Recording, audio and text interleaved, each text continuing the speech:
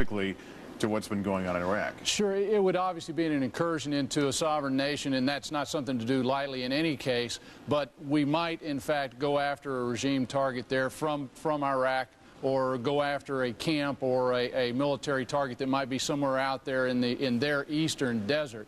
But yeah, very much different than going after the actual government of Syria, entirely different case. And I recall in the weeks leading up to the war, there were suggestions that maybe there had been a transfer of some weapons of mass destruction in Iraq to near the Syria border. Do you think that's still something, an area that the U.S. will be looking at closely? I think we've probably been watching it with satellites and a lot of other means very closely. I think we're going to scour that western desert and that border area now for any signs of weapons of mass destruction, chemical or biological weapons labs, or anything of the nature.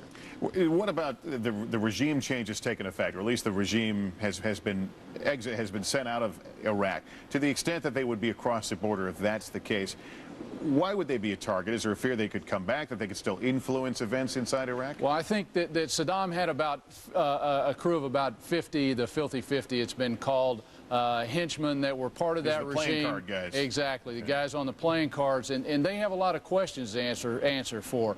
Some of them just crimes against humanity. Some of them have questions to answer about weapons of mass destruction, locations. So it's to our advantage, or it's in our interest to go and find them. Again, if they're in Syria, I'm not suggesting that we might go in there just to grab them up. It's probably a political question where we'd ask the government of Syria to turn them over to us, but I'd say we shouldn't rule out the option of maybe a quick strike in there to grab someone up if we have that opportunity. And then again, if there are foreign fighters that are staging from that side of the border, that would be more of a target, direct target? I would think so. If there's some type of base or something 10 or 15 miles inside where we may see some jihadists forming to come across, that would be a legitimate target to strike with aircraft or something of the sort. All right. Again, political question, but interesting scenarios to talk about.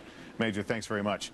Some very happy families right now. The relatives of freed American prisoners of war are talking about the moment they found out their sons and daughters were out of the hands of Saddam Hussein's regime. Coming up, the interview with the family of former prisoner of war Shoshana Johnson. Dateline NBC's Stone Phillips with the complete story you'll only hear from NBC News. MSNBC's live coverage continues after this.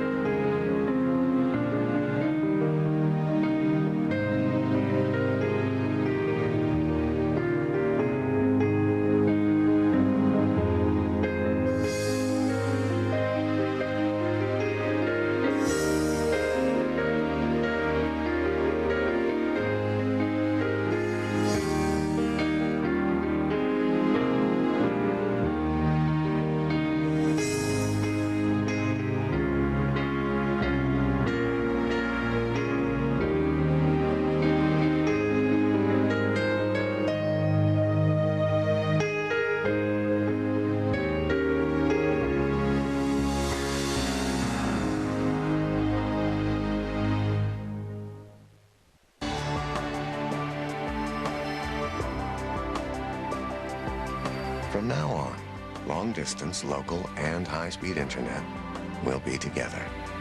Voice and data networks for companies large and small will be together.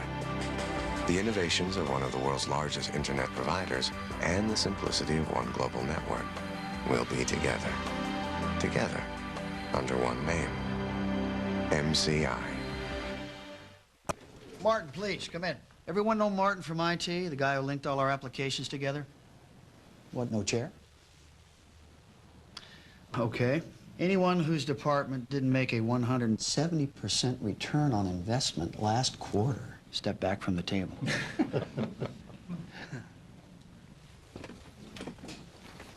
Grab a seat, Martin. System upgrade. What happens when the technology you invest in actually makes you money? Novell.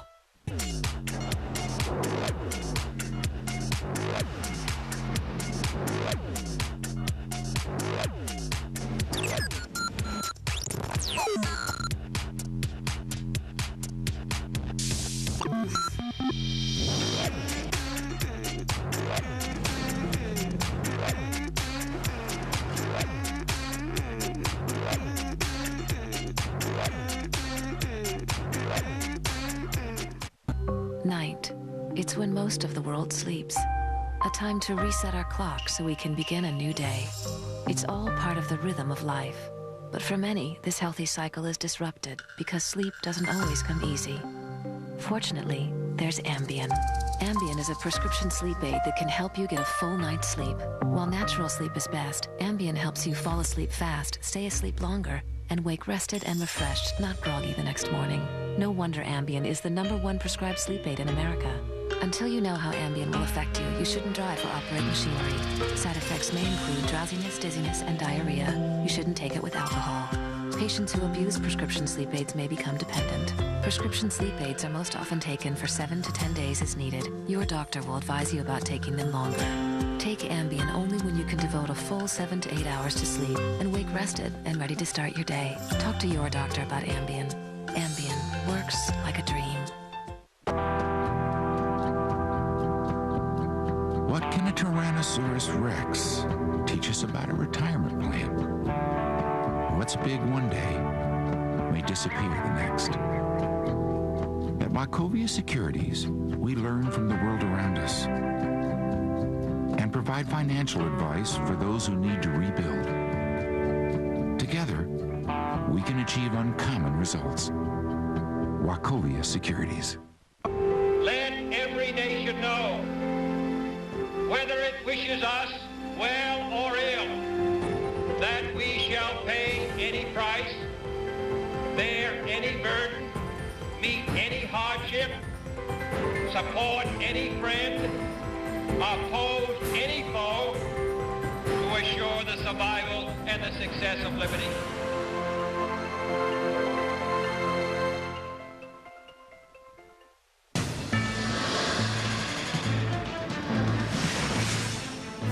Past the hour here, the latest headlines. Secretary of State Colin Powell is raising the possibility of economic and diplomatic sanctions against Syria.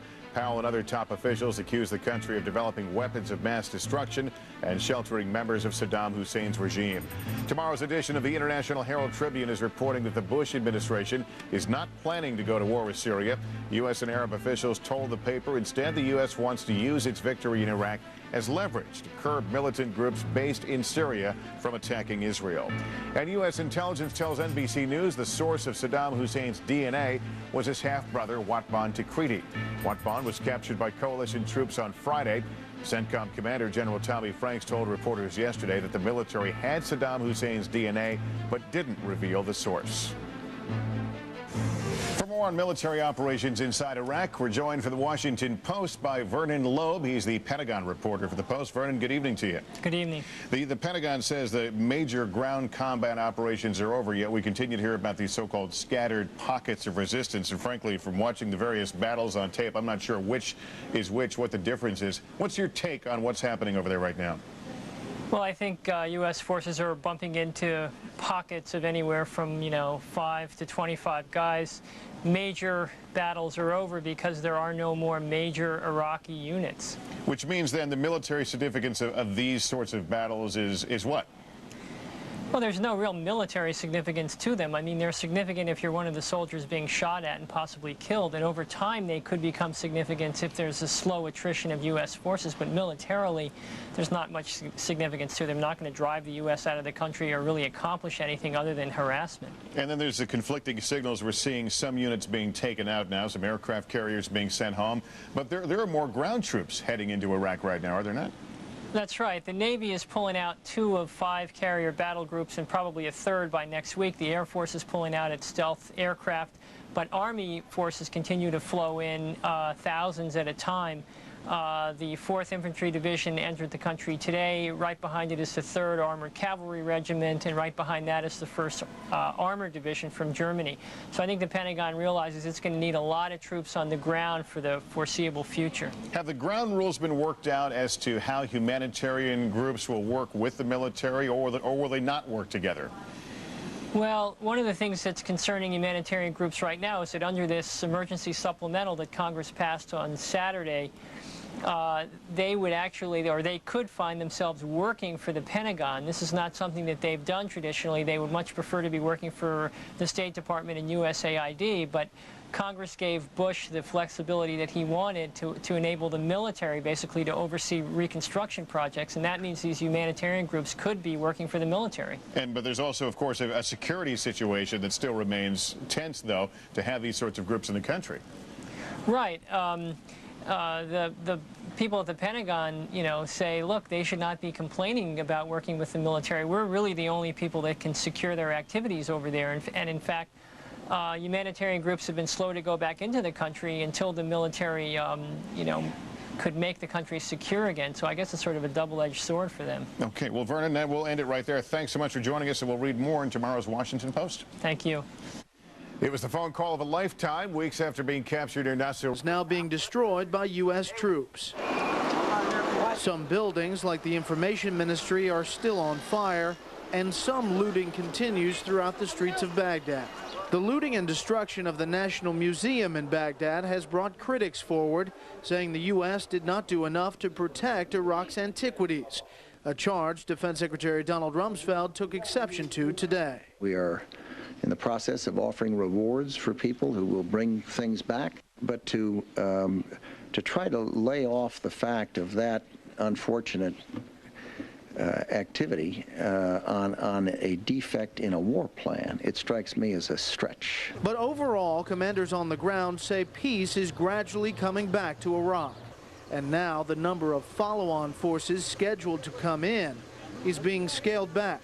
As the nature of the conflict winds down, which it most assuredly is, the need for certain types of things declines and the need for other types of things increases. The Army's 1st Cavalry Regiment, more than 10,000 strong out of Fort Hood, Texas, had deployment orders. Now they don't. The 1st Armored Division out of Germany is still heading in, but without its artillery. Defense officials say some U.S. ground forces in Iraq will be pulling out soon, while international forces will be filing in. We're also on a very active effort to attract and encourage other countries to offer forces for the Phase 4 stabilization process. We've had good luck, good fortune. Today, U.S. troops shut off an oil pipeline that runs from Iraq into Syria. Defense officials estimate in recent years up to 200,000 barrels of oil a day were pumped into Syria from Iraq, making millions of dollars for both countries in violation of the United Nations Oil for Food program. Whether it's the only one and whether that has completely stopped the flow of oil between Iraq and Syria, I cannot tell you. We do not have perfect knowledge. We do know that they were instructed to shut it down, and they have been told us that they have. And U.S. officials tell Fox tonight intelligence reports indicate that several of the top 55 Iraqi leaders have now escaped into Syria, something the Syrian ambassador to the United States strongly denies. Also tonight, senior defense officials say Defense Secretary Rumsfeld is planning a trip to Iraq very soon. Greta? Thank you, Brett. Joining us from Tikrit, Iraq, is Fox News' Chris Klein. Chris?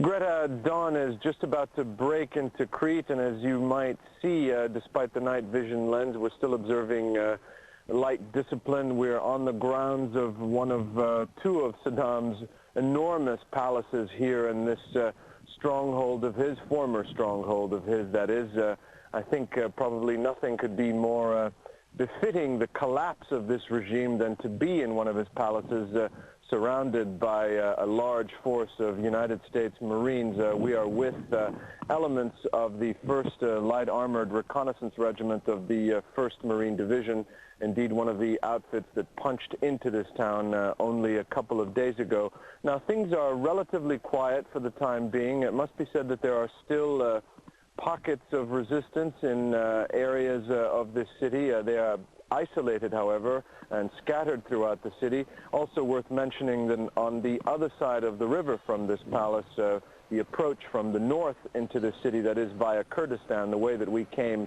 is still not completely secure. There's a considerable swath of land between Kirkuk and Tikrit.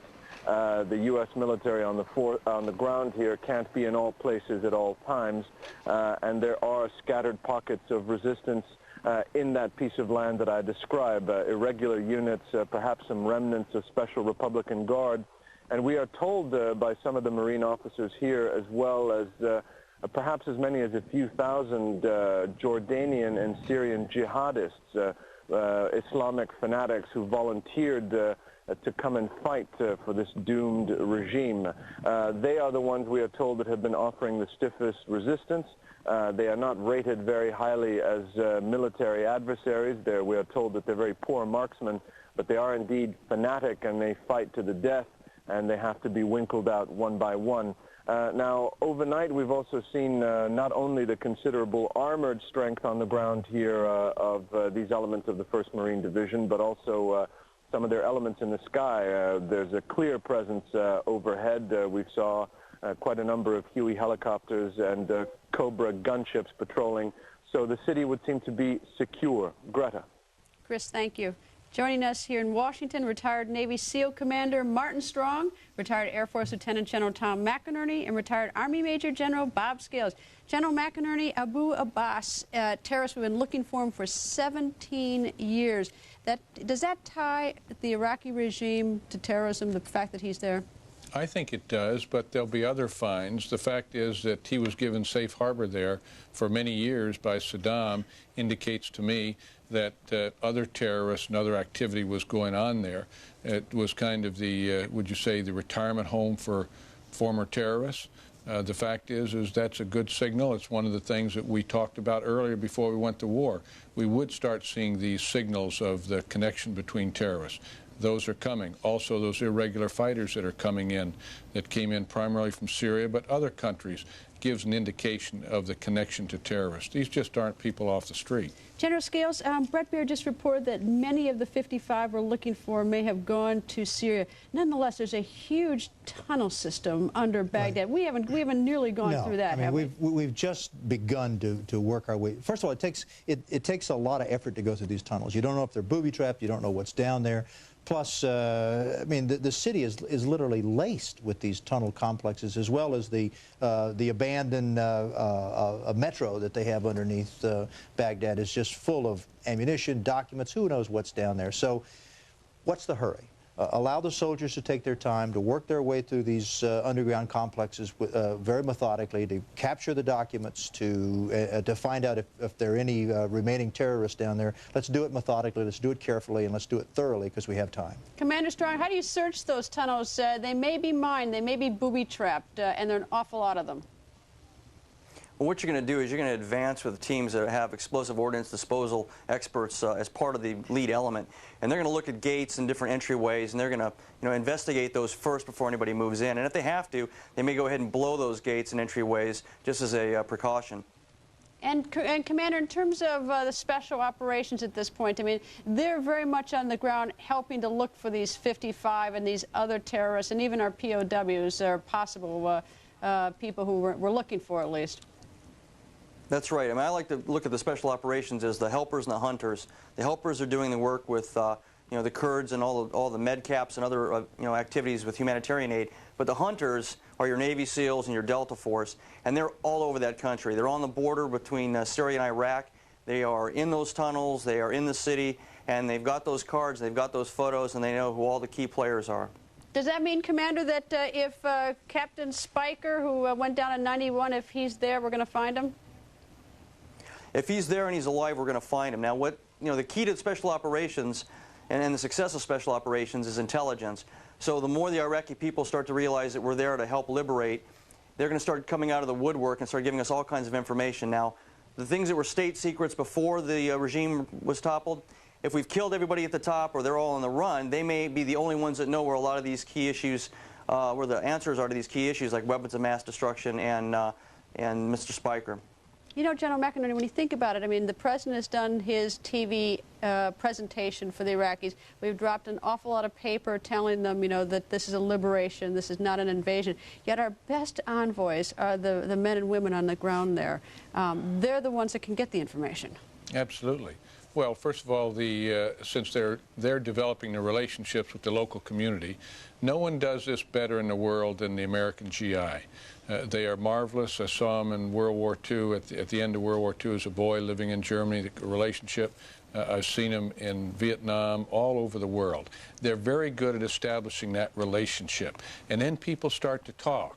And this is the lower people that saw different things. You clearly have the songbirds up, the leadership, the chief scientist, the chief nuclear scientist, all these people that will start to talk. You know what I like about, I mean, with the embedded journalists, I actually believe our journalists aren't peddling us a bunch of bad information. I mean, there's always sort of curiosity whether the military is trying to PR us with something, but they're sending back very favorable information of the GIs on the ground.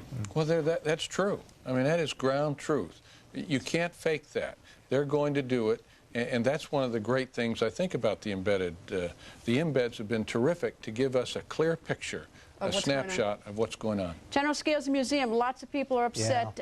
Is there, I mean, not to criticize and look backwards, but what can we do in the future? What are we learning from that? Well, you know, I'm a historian myself, and so I can understand the horror that the curators must have felt when they saw the remains. But remember now, this occurred at a time of enormous chaos, when soldiers early in the campaign were simply trying to stay alive and trying to take out pockets of resistance, and it was that you always have that first 2 or 3 days when you enter a city when chaos is everywhere, not just in the museums but in the ministries and everywhere else for that matter. But they get transformed from soldiers to sort of like policemen. Yeah. I mean, like, how are they supposed to stop this? How the soldiers are supposed to stop it? They can't. I mean, you know, at the time the soldiers were trying to fight the Fedayeen was the time the looting occurred. Now that the Fedayeen have been destroyed, the soldiers have turned very quickly, as Tom says, from armed soldiers into stability soldiers who are there to try to establish peace and order. But you're going to go through a period of chaos when the soldiers can't do two things at once, and that's essentially what happened here. The soldiers are well intended. If you see what they're doing now in the city, you can see that they're doing a wonderful job of transitioning from fighters into soldiers who are there to take care of the population. As always, gentlemen, thank you very much. Appreciate it. Up next, the Pentagon offers a reward for information leading to the arrest of Saddam and his 2 sons. Does that mean intelligence suggests they are alive? And later, is it possible Saddam's top lieutenants are hiding out in Syria without Syria's knowledge?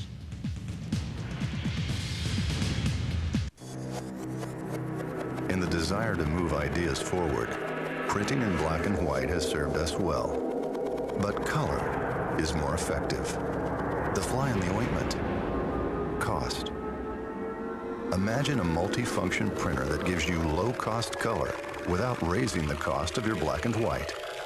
The new Officio 1232 from Ricoh. Ricoh. Yeah, look what Daddy's got, huh? Yeah.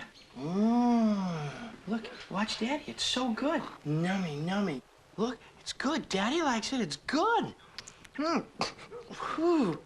It's good. At least you can count on the Toro Time Cutter Z mower, the most amazingly maneuverable Toro ever.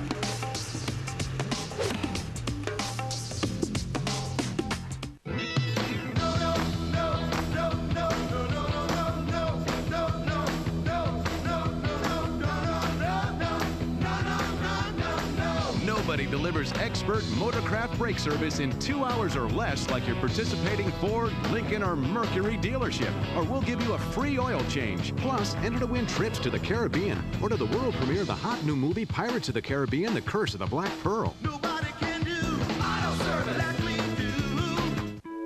Cargill believes there is potential in each of us. And as our lives unfold, that potential is transformed into human accomplishment. The food we eat to nourish our bodies and minds has much to do with what we make of our lives. Every day, Cargill works at the complex job of satisfying the world's diverse appetite for food. Cargill, nourishing the potential in each of us.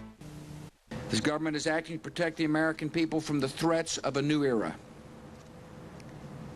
In Iraq, the regime of Saddam Hussein is no more. You know, he may be out of power, but President Bush still wants his head, dead or alive. And now the Pentagon is offering big bucks to Iraqis who lead us to Saddam and or his men. But did Saddam already skip town? Joining us from New York is the executive editor of the London Sunday Telegraph, Con Coughlin, also the author of Saddam, King of Terror. Welcome, sir. Good evening, Greta. All right, I know we don't know for sure, but do you know an awful lot about Saddam and his history and his tunnels and everything else? What do you think, dead or alive? I think on balance, I'll go for him being alive.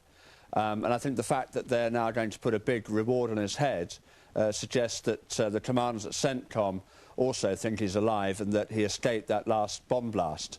The really interesting thing that I'm picking up, Greta, is that Saddam may even have employed a double agent to set up that last bombing raid on the restaurant. Of course, Saddam was desperate to find out how his security had been breached in the first bombing attack. He'd never really been targeted like this before, and he was desperate to find out if there was a traitor there, how the Americans were intercepting his communications. And so basically, that second bombing raid on the restaurant could well have been a setup by Saddam. He's been playing mind games right throughout this conflict.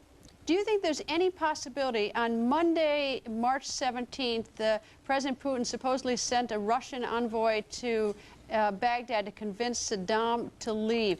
Do you think that he actually spoke to Saddam, or could it have been a double, so Saddam could have gotten out even before then?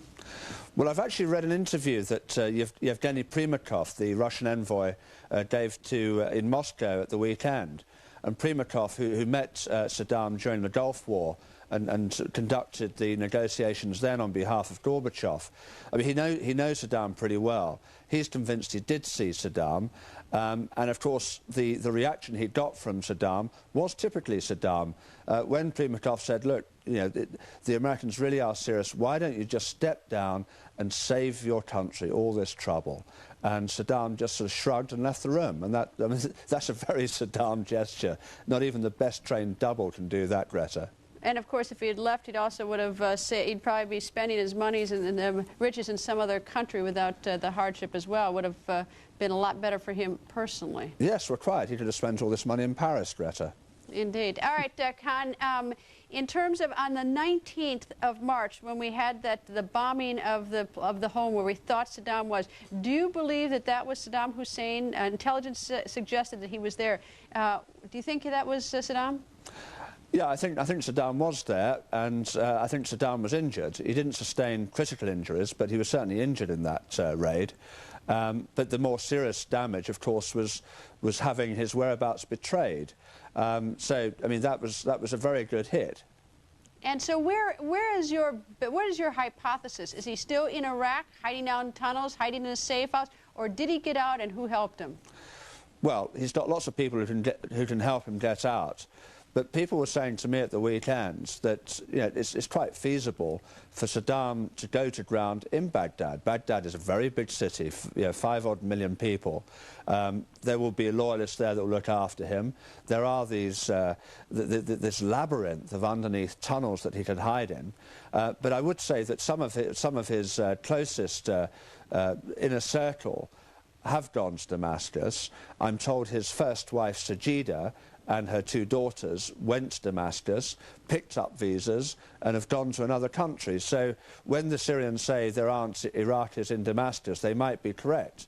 But if we ask the Syrians, are they facilitating the transportation of senior Baathists out of Iraq? Well, that's another question. Well, then the Syrians would also know if they picked up visas to what other countries? Where would they have gone from there? The really intriguing thing, Greta, is that Western intelligence is very, very interested in what's going on at the French embassy in Damascus. Apparently there's a lot of activity in the visa section of the French embassy. What are the French playing at? Jacques Chirac had a conversation today with President Bush. They're trying to be friends again.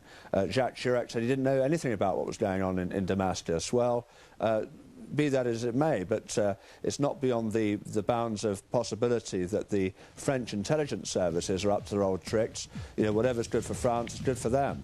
All right, Con. Loved your book, by the way. Appreciate it. Thank you for joining us. Pleasure, Greta.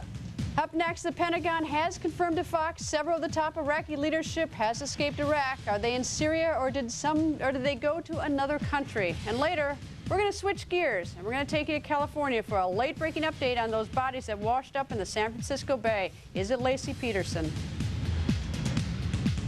Tonight at 11 p.m. Eastern for the latest developments in Operation Iraqi Freedom. Stay with Fox News Channel's continuing overnight coverage, hosted by Shepard Smith.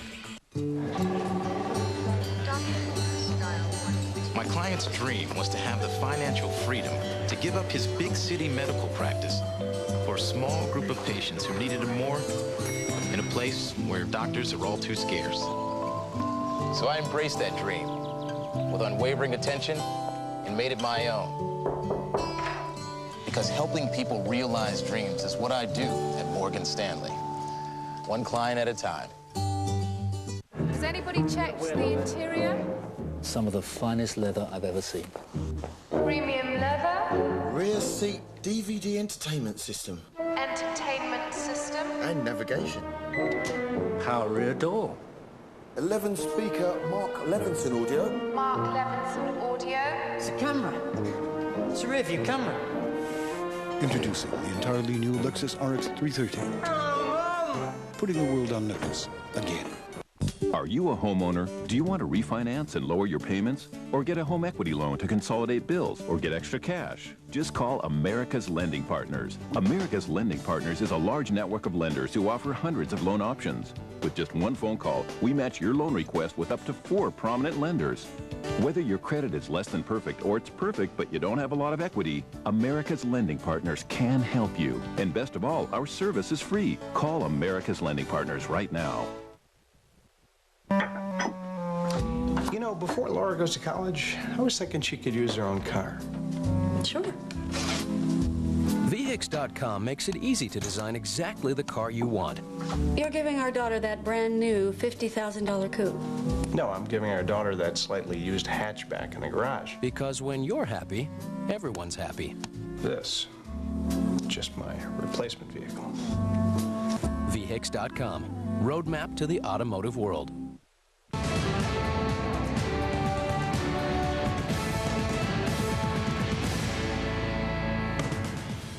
Some Iraqi officials who are guilty of crimes, or at least strongly suspected of crimes, may be seeking haven in Syria. We don't believe Syria should find this in their interest to give refuge, to give haven to these sorts of individuals who should be returned to Iraq to face the justice that will be meted out by the Iraqi people. And we will make these points to Syria strongly. Secretary of State Colin Powell put Syria on notice today, but added there is no U.S. war plan in the works. Just as he issued the warning, U.S. officials confirmed to Fox News that several of Iraq's top leaders escaped to Syria. Joining us in Washington is Martin Seif, Chief News Analyst for UPI International, and Bill Christo, editor of the Weekly Standard. Bill, if they're in Syria, what can we do? Well, we can ask Syria to hand them over or to let us come in and get them. And the answer will be? Well, it depends how worried Syria is about our using various forms of pressure on them, ranging from cutting off the oil pipeline to possible special operations and military force. Syria has terrorist camps in the Bekaa Valley. Those could be taken out by air attack, and probably should be anyway, since there's an awful lot of innocent blood on those terrorist hands. Is there any economic pressure to put on Syria by us? Well, the oil pipeline from Iraq, which is that? But we've already cut that. We cut that off today. We stopped that for now, so that's depriving the Syrian government of a lot of revenues. Look, it's very much worth trying. I don't think we should sit back and simply let the Iraqis escape to Syria and let Syria harbor war criminals. Martin, what's going to happen? Well, certainly put pressure on Syria. How far it goes, we'll see. I don't rule out the use of military force possibly to topple the Ba'ath regime. It probably won't go that far, but one can't rule it out. But certainly we're putting pressure on them, and we'll be putting more pressure on them. What's the interest of the Syrian government at this point? I mean, they have harbored terrorists in their country. They certainly are, you know, they've picked the wrong team in this battle. Yeah. I mean, what do they have going for them? For absolutely nothing at all, Greta. But there's a great irony to this, and that is that for 30 years, Saddam Hussein's greatest enemy was President Hafez Assad of Syria. They had rival Ba'ath regimes. Each of them claimed to be the only true interpreters of Arab socialism, the Ba'ath movement. They hated each other like poison. Assad ran a smaller country than Iraq. He had an equally ferocious regime in most ways. But he didn't trust Saddam one inch. But after he died 3 years ago. His son Bashar took over. He had no serious background in politics before that. He's an ophthalmologist. Yes, exactly. He's an eye doctor. He worked in London.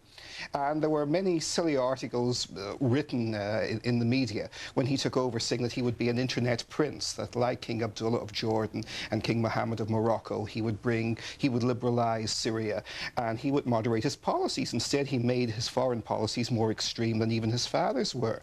But it's really ironic that he backed Iraq, because he's backing his father's archenemy. And if Saddam had lived, if he had somehow survived this war, he would certainly, I think, have had Bashar's head on a pole somewhere down the line. So there's a great irony that the only place the Iraqis, exactly, that they can only flee to Damascus of all places. All right, Bill, the Israeli Prime Minister Sharon today made a statement. He described the president of Syria as dangerous and prone to risky mistakes. So he's getting into the dialogue right now. Your thoughts on that? Not whether it's true or not, but that the Prime Minister is speaking out. Well, look, if you're interested in an Israeli-Palestinian peace process, one thing that would help a lot would be to get Syria to pull the plug on the terrorist groups that are headquartered in Damascus. Iran and Syria are the two main sponsors of terrorist attacks on Israel, and Iran does it through Syria, since Iran isn't contiguous with Israel in any way. So you could really help out the chances for peace process, the chances for Israelis believing that a Palestinian state would not be a terrorist state, if you could put pressure on Syria to get rid of the terrorist groups that they've been sponsoring. You know, the one thing I think one can say is this: the Iraq War will change a lot of things, and you're seeing it right away. It may, as Martin says, it may lead to military action against Syria. It may lead to a change in the Israeli-Palestinian situation. The president called Jacques Chirac today. Did he call him, or did Jacques, the president of France? No, my colleague Chris Caldwell was interviewing President Chirac of France in the Champs-Élysées, and an aide came hustling in and whispered audibly to Chris, to President Chirac, President Bush is on the phone. Did he jump? And he moved with some alacrity, I think, and took the phone call. And the interesting question is, was President Bush being nice to, making up with Jacques Chirac, or was he asking him, was he asking France to help out with Syria? France and Syria have pretty close relations. And that's the first time since February 7th that they've spoken. I mean, it's been months. Right. I mean, there's a lot happening, and this is, I think, the main one of the, the world will be different after this war, and all kinds of things that we don't expect to happen will happen. The thing that strikes me the most is the president, I think, very much thinks of the war in Iraq as a battle in Iraq, as a battle in an ongoing war on terror and on dictators developing weapons of mass destruction. It doesn't mean that all the future battles will be military battles, just as the Cold War was full of diplomatic and economic and political battles. But the president does not think, we got rid of Saddam Hussein's regime, let's heave a big sigh of relief and relax. That's not been his attitude at all. His attitude is, where do we go next in the war on terror? Where do we go next in dealing with weapons of mass destruction? What's the European view, Martin, on on the Syria issue as it's now sort of That's very interesting. I would say, and I'd be interested in Bill's comments on this, I don't think they'd be very different. Retreat, confusion, realignment. They were the French and when we say the Europeans, we're primarily talking about the French and the Germans. The Spanish and Italian governments, of course, backed us very strongly on the Iraq issue.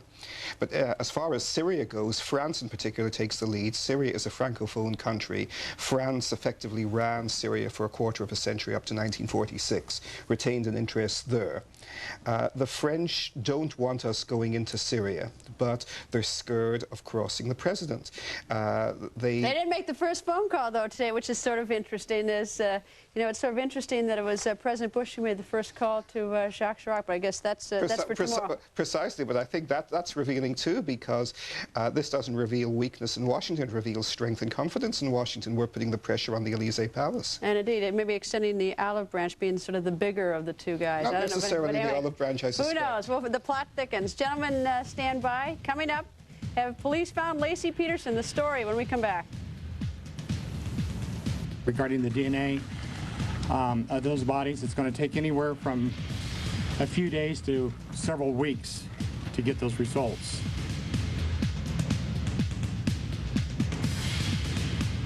Your home, it's so interesting. Oh, termites, they hate ice, so we redid the whole house. This is Kate. Nice to meet you.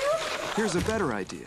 Call Terminix. More people trust our unlimited lifetime protection plan. 1-800-TERMINIX. Emerging science suggests that lycopene is one of the ingredients in tomatoes that may help reduce the risk of heart disease. Now Centrum and Centrum Silver have lycopene. Another reason to take your Centrum. New Centrum with lycopene. Now more complete from A to Zinc.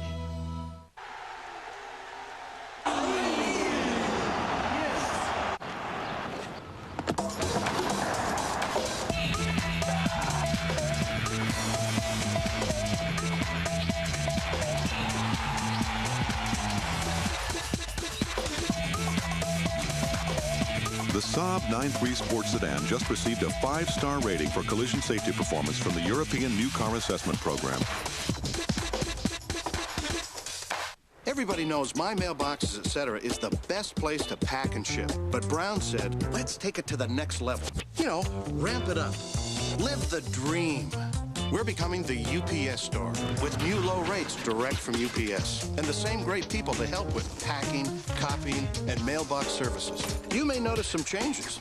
New sign, new shirt. The shorts will be here soon. New low rates, same great service. Call 1-800-PICK-UPS.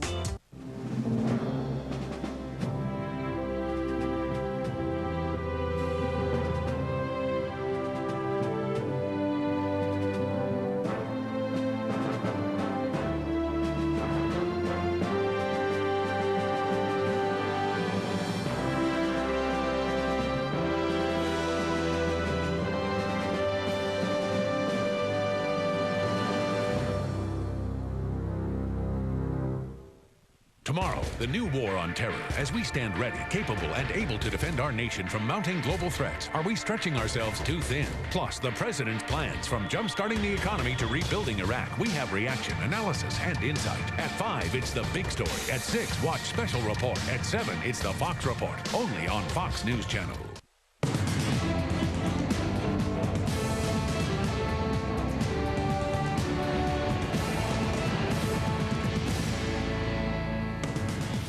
We did not allow any person or anybody from the Iraqi leadership or anybody from the Iraqi family to come to our country.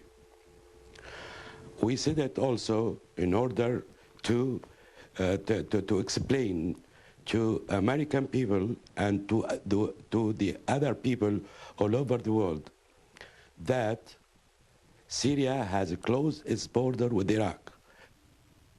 In a relatively rare public comment, Syria's U.S. ambassador denying Syria is harboring Iraqi leaders. We are back with Martin Seif, Chief News Analyst for UPI International, and Bill Kristol, Editor of the Weekly Standard. Martin, I hate to put you in a rough spot, but is the Syrian ambassador, you believe him?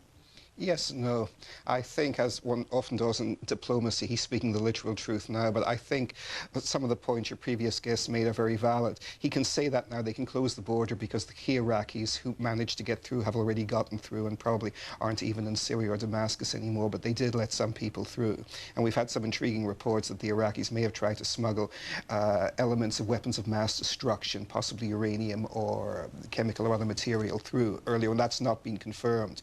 But our forces were reported a couple of days ago in having unusually intense, by this war's standards, firefights with Iraqi Guard units on the borders, that there was an effort to get something or some things through to Syria. Yeah, we arrested a chief Iraqi scientist, nuclear scientist in the Gulf, who had gotten there through Syria. So I think it's pretty indisputable that at least some people got through. Where are they going? I mean, if Syria is simply a conduit, where's the hospitable country? Who knows? There are a lot of the Gulf, Yemen. There are lots of barren areas. You know, it's a sea. I mean, Syria gives you access to the Mediterranean. Exactly. You can go to a lot of places. So, I mean, I think I'm struck by this. This president, whatever, agree with him, disagree with him. What we've learned over the last 18 months is he doesn't really bluff, and he doesn't make threats that he's not serious about. The fact that he and the Secretary of Defense and the Secretary of State all started targeting Syria in a pretty serious way and saying, look, you've got to change the way you're behaving or else, over the last few days, suggests to me that their unhappiness with Syria went beyond a mere general unhappiness that Syria continues to harbor terrorist groups, which it's done for a long time, or has some chemical weapons, which it's had for a long time. There must have been particular actions that Syria had undertaken and was undertaking that we really took seriously. And I'm not sure we know, I think we don't know what all of them are, but I just don't think the president would cavalierly start putting such a spotlight on Syria. Well, he hasn't done that yet. I mean, he's actually he's pretty close. That's what I mean. The president has been pretty plain. I mean, he doesn't. There's no confusion when he speaks. Right. And if you look at other countries, I mean, North Korea, for example, which did all kinds of very bad things from our point of view, we weren't ready to take any serious action against North Korea, and the president made that pretty clear. He's not a big bluffer. So I think when he starts saying, look, Syria's got to change its ways, we are very worried, I think, about Syria, either in terms of helping Iraqi regime leaders out, or possibly, as Martin says, and this would be the much worse thing, actually smuggling weapons of mass destruction out through Syria. If I can add a point there, I'm in agreement with you on this, Bill. I'd rather not be, obviously, because it's a grim scenario. Having said that, first of all, in the last 3 years, since Bashar succeeded his father, there was a remarkable amount of intelligence and military cooperation between the two Ba'ath regimes. And in fact, a lot of veteran Middle East hands felt that this showed Bashar's naivety and weakness because, of course, Saddam had hated his father for 30 years. The older Assad had stood in the way of Saddam's ambitions. And Saddam didn't just bear grudges, he bore grudges, as we know, against everybody who's related. So Bashar would have been in the firing line. The fact remains, this happened. So there was a great deal of intelligence cooperation and military cooperation as well. They had very detailed technical, tactical cooperation talks between both sides. The militaries have been talking to each other and worked together. This exists. One other point I'll add, which I've seen put nowhere else, where could they go from Syria? There's one place which... And you got 30 seconds to tell me where Argentina, because there's a large Syrian community in Argentina, and the terrorist groups with ties to Syria have been very active in Argentina. And there's a little bit of a history there, sort of. Exactly. A little bit. I was being sort of tongue-in-cheek about a place for people to go to. Anyway, gentlemen, thank you both very much. Thank you, Greta. Up next, we're going to take you to California, where Lacey Peterson's family is waiting for word on those two bodies found yesterday. A person who knows what clothes were found and much more about the grisly discovery joins us next. We're always hopeful. We'll continue to be hopeful, but we also want to maintain our diligence over this investigation, do it in a methodical way, that which we've had since day one, and we're continuing to do that. We're not going to allow the hype to interfere in the investigation.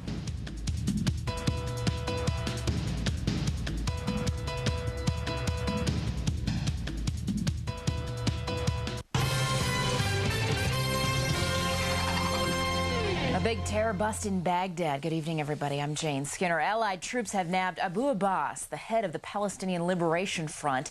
You may remember he masterminded the 1985 hijacking of the Achille Lauro cruise ship off the coast of Egypt, killing disabled American Leon Klinghoffer. He was shot and rolled overboard in his wheelchair. We're told that special forces captured Abbas in a raid on his house just outside Baghdad. U.S. officials also are telling Fox News that several of the 55 most wanted former Iraqi regime members have in fact escaped to Syria. The U.S. also accuses the country of supporting terrorism and having chemical weapons. Syria is denying all this. Meanwhile, U.S. troops are now at the site in Baghdad where a military strike leveled a building last week. Saddam Hussein was believed to be inside with his sons. It is still not known if any of them were killed. Excavation at the site has not started yet, and it may be some time before the digging begins. The USS Toledo is the first U.S. submarine from Operation Iraqi Freedom to come home.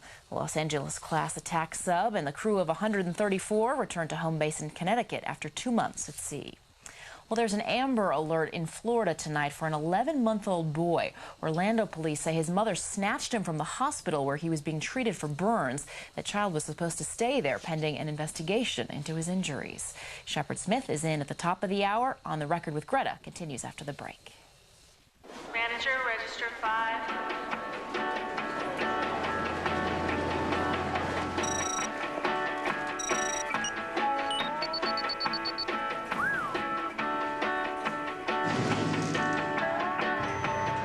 Hey, we're out of... No, we're not. It's like I think it, and it happens. Yeah. Yeah.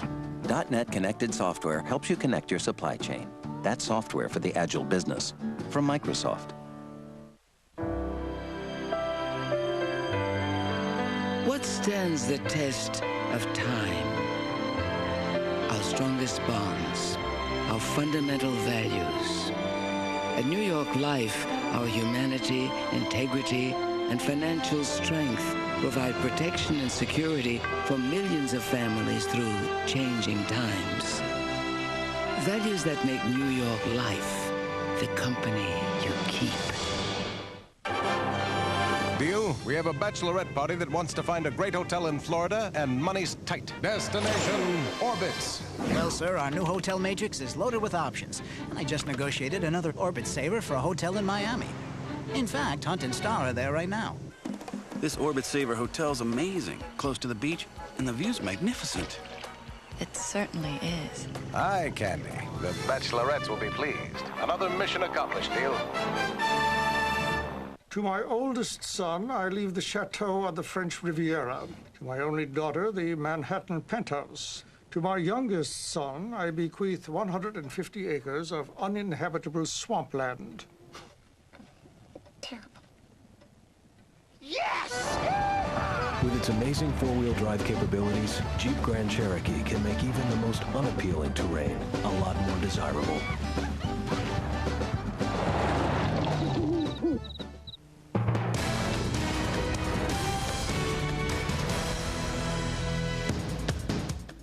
We take you to California for a late-breaking update on those two bodies discovered in the San Francisco Bay Area. Could it be Laci Peterson and her son?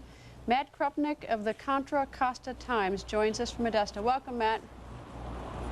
Thank you. Matt, I know that the police have not identified it as Laci Peterson and her son, but what can you tell me that might indicate that indeed it is Laci and her son? Well, the Modesto police said today that they were interested in the fact that these two bodies were found about a mile apart from one another, and especially near the area where Scott Peterson is known to have gone fishing on the day of Laci's disappearance. And they also have told us that they found an adult woman, and they also found a full-term male fetus, and that the woman was about 5'3" or so, which is approximately the same height as Laci Peterson was. How was the woman dressed? You know, they said that some police sources in Contra Costa County have told our paper that they found the woman dressed in undergarments, and that they may have been actually maternity undergarments, which would point out that it could very possibly, therefore, be Laci Peterson. Was there any, I've seen it printed and I've heard many times very grisly details about the condition of the woman who was discovered, but was there anything about the condition that would suggest there's any way linked to Scott Peterson, or is it simply still so early in the investigation? From what they're telling us, it sounds like they still do not officially consider him a suspect, and in fact the Modesto police detective who talked to the media today here told us that he doesn't even know where Scott Peterson is. The police have said that the body was missing a few parts to it, but there's nothing, in fact, that would link it decisively and definitively to Scott Peterson. Do they have any explanation why the infant was found about a mile away from the adult woman? Or even if do they know for certain whether the infant is the child of the woman? You know, they had not determined that the last we heard. What I was told by a forensic pathologist I spoke to yesterday was that it's not uncommon for a pregnant woman who is either buried normally or perhaps dumped in the ocean to give birth to that child post-mortem, that the baby, because of the gases that build up in the mother's body, would be pushed out and could therefore drift, and that the baby could even possibly be in better shape than the mother as far as decomposition goes, because babies are more sterile, have not been exposed to the same sort of germs and gases that adults have. In terms of the undergarments, have there been any outer garments found along the shore or anything else to perhaps identify this woman? Not that I've heard of. All that we've heard about are the undergarments that have been described as maternity undergarments that were on the woman herself when she was found, but I have not heard of any clothing other than that was found at the scene. You know, Matt, it's sort of odd. The infant was found on Sunday. Did that then provoke a search for the woman, or was it just coincidental that the following day a woman was found? Yeah, I'm not positive about that, but my understanding is that it was a hiker or a jogger who found the baby in the area where it was found, and then that the woman was found because she had washed ashore. So I don't know for sure, but my understanding is that they were two separate coincidental occurrences. Let me make one quick thing. When you say a hiker found it, was the infant in the water as well? No, I'm sorry. The infant was found actually on the shore near the water, but not actually in the water. All right. Matt, thanks very much. Appreciate it.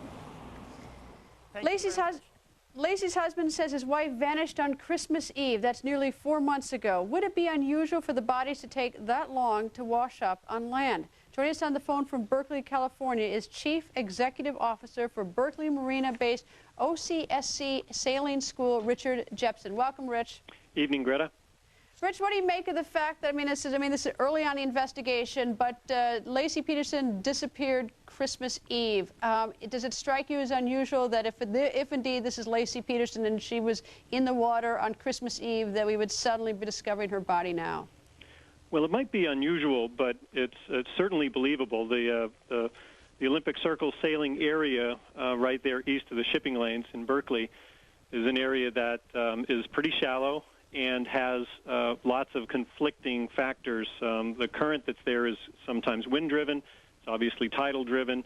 It has rain runoff, and the current can move in alternately several different directions over a period of days and weeks, and it's never extremely strong there, interestingly, except for the 2 days prior to the discovery, when we had a very strong wind out of the south, which would be consistent with taking objects that are floating in or under the water or resting lightly on the bottom of the bay, and the wind-driven waves moving them gradually towards the shore where those two bodies were found. Where, Rich, in relationship is the Berkeley Marina to where the woman's body was found? Is it north, south, distance? Right. The Berkeley Marina is about 2 nautical miles south of where the woman's body was found and a nautical mile south of where the fetus was found. And do the currents not, they don't push out to sea there, but is it connected to the San Francisco Bay, or right. Is that the San Francisco Bay? It's definitely a part of the San Francisco Bay. We're only 9 nautical miles from the Golden Gate, but one of the interesting things about the bay is that not only does it have microclimates, but it really has micro regions of wildly varying current levels. So, for instance, at the Golden Gate Bridge, the volume of water that runs out of the Mississippi River runs out in and out of the Golden Gate Bridge area every day, but a tiny fraction of that is moving about just 9 nautical miles east because the water is so shallow by comparison. So you also have geographic factors where the large area, the delta that leads up into the mountains to the north and the South Bay leading down to San Jose are large bodies of water that have a big impact on how the water moves horizontally in this Olympic Circle sailing area. And so it would be entirely conceivable that her body would spend a lot of time not moving very far out in the middle of the bay until some dramatic occurrence like the storm we had over the weekend. All right, Rich, thank you very much. I appreciate you helping us out.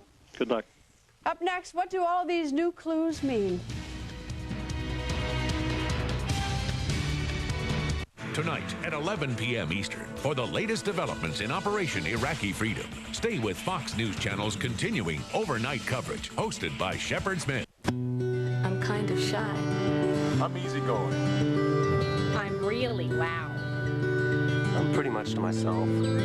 I'm wet. Full Gospel Church International. For people like you. The church is not an exclusive society. It's a family of diverse people that face universal challenges, people learning to cope with life and who appreciate a good laugh. Full Gospel Church International. Call 925-682-5918 for people like you. All of Melanie's dreams have come true. Will you marry me? Oh my God. Pick one. Now she's going home to Alabama to plan her wedding. Melanie? Look at you! Look at you! You have a baby! In a bar!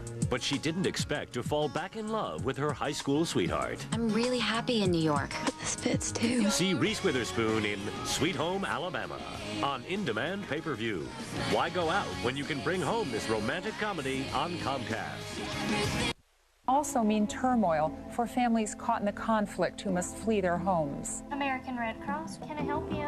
The American Red Cross is working around the clock and around the world to help people endure these very trying times.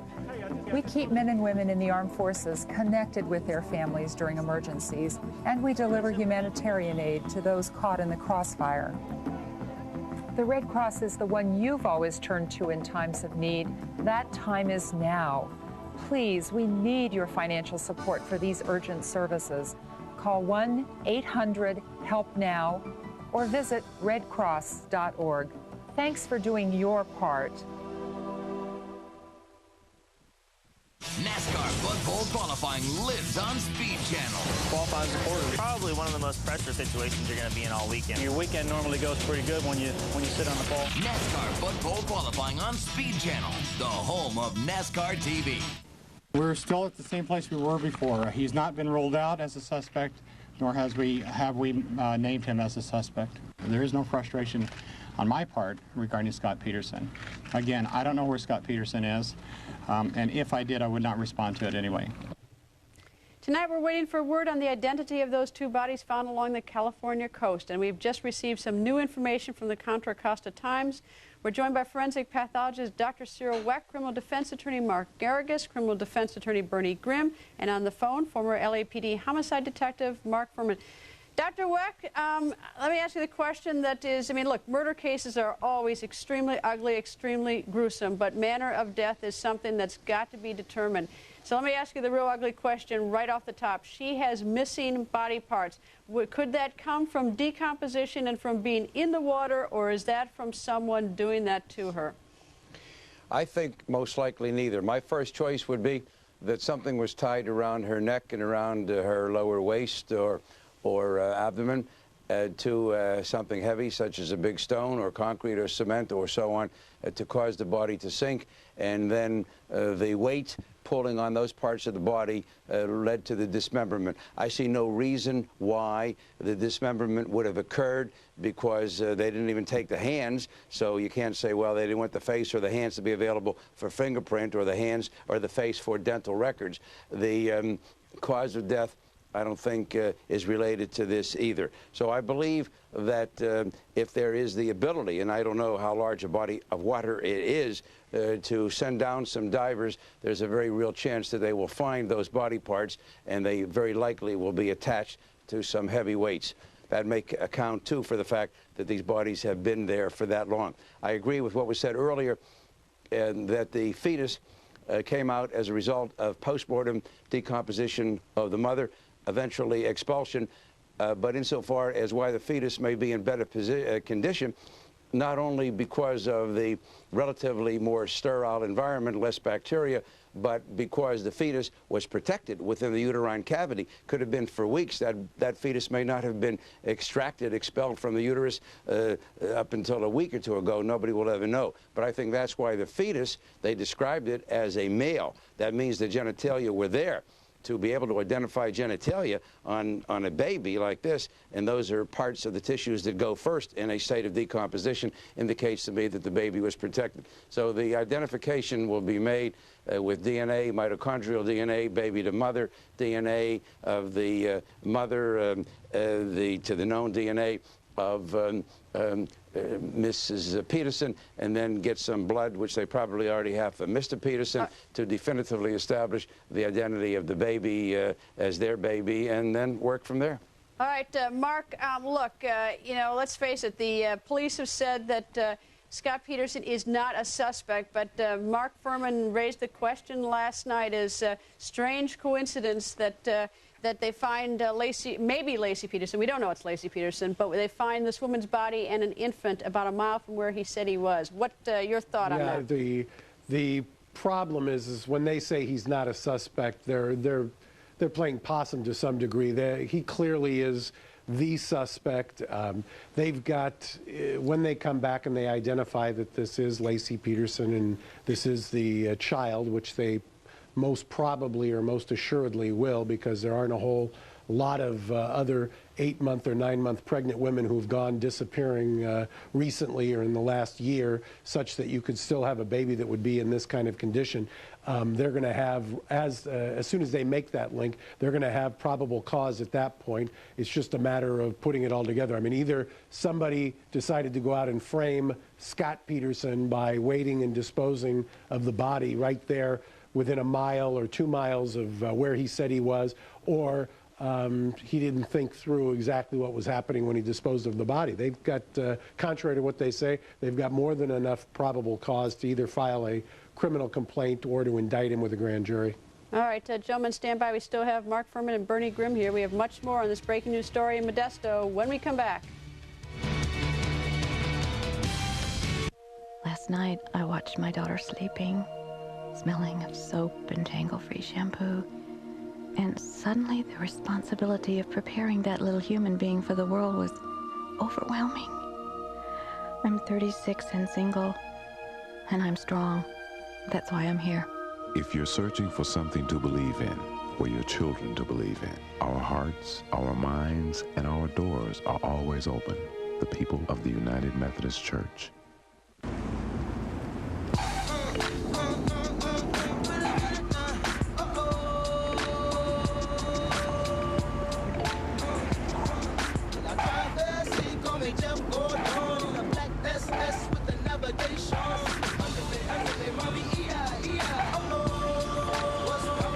Very funny. What? For that long road to maturity, we'll be there.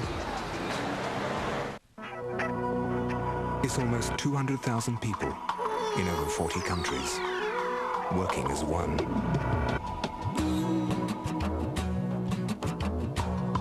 It's 10 inventions every business day. And not all of them automotive. It's going from the Indy 500 to the Fortune 500. It's Delphi, where slowing down is not an option. Gotta go. Announcing non-drowsy allergy medicine you can take right when you need it.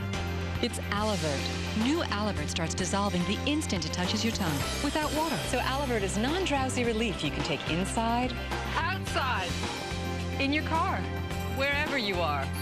Get prescription-strength, non-drowsy, 24-hour relief. Even Claritin can't beat. New quick-dissolving Alavert. Allergy medicine you can take right when you need it, wherever you are. Tomorrow, the accusations. Iraqi officials may be seeking haven in Syria. How serious is the problem with Syria? Plus, a grisly discovery. Are investigators any closer to solving the Laci Peterson case? At 8, it's the O'Reilly Factor. At 9, watch Hannity and Combs. At 10, go On the Record. Only on the Fox News Channel. We're back with forensic pathologist Dr. Cyril Wecht, criminal defense attorney Mark Garrigus, criminal defense attorney Bernie Grimm, and on the phone, former LAPD homicide detective Mark Furman. Bernie, what do you think Scott Peterson's thinking tonight? He's thinking I'm in trouble. I guess he probably thought he was in trouble before, but, you know, no pun intended, he's in much deeper water than he was before. The bigger problem we talked about on the break is in a case against him, what they would need to do would be to bring him close to that body to establish that he had some contact with her or drowned her there or hit her on the head there. He put himself in the marina a mile away. That was his own alibi, and he put himself within a mile of He gave him a receipt. He gave him a receipt. He put himself within a mile of the body, which is Dr. Wecht offered a very clever and fascinating version of what happened that seems to make sense, that the body was weighted, became dislodged, and then the currents dragged it down, and then both bodies, unfortunately, for Scott Peterson, surfaced. Gruesome and very heart-wrenching story. Mark, you've gotten indictments or gone for charges based on your experience as a California police officer. No eyewitnesses, no confession. He totally denies it. Circumstantial evidence. Do you have enough to go get an arrest warrant? Oh, absolutely. I think there was enough to go get an arrest warrant with what they probably took out of the house and analyzed on the last search warrant, 50 bags. They believed that Laci was killed by another person in a violent confrontation. They stated that. They changed it from a missing person to a homicide. This just puts the icing on the cake for him. If this is Laci and the unborn baby, now I agree with Bernie and Mark. Now they've got Scott that actually puts himself at the disposal site of the victims, which is the one thing that you try to get a suspect to do, is commit himself to being close to the location of the crime or at the crime. And he's already done it himself. So this interrogation is, if he allows himself to be interrogated after his rights, it's going to be one of those things where he can't go anywhere without making a mistake. All right, gentlemen, I wish we had more time. We're going to continue to follow this. We have much more on this even tomorrow night. We have lots more on this as this story continues to develop. I appreciate it. And thank you, of course, for being with us tonight. I'll see you all again tomorrow. Until then, keep it here on Fox for the very latest on Operation Iraqi Freedom.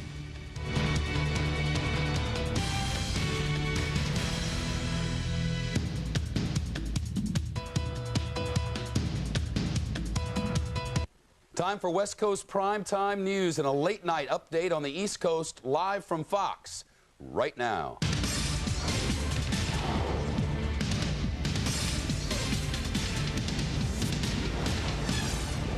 Tonight, a moment of hope, says the Secretary of State. Iraqi leaders meeting at a former symbol of Saddam's power, working out details for the future of a free, democratic Iraq. As the president confirms the times of the brutal dictator have passed. These are good days. The history of freedom.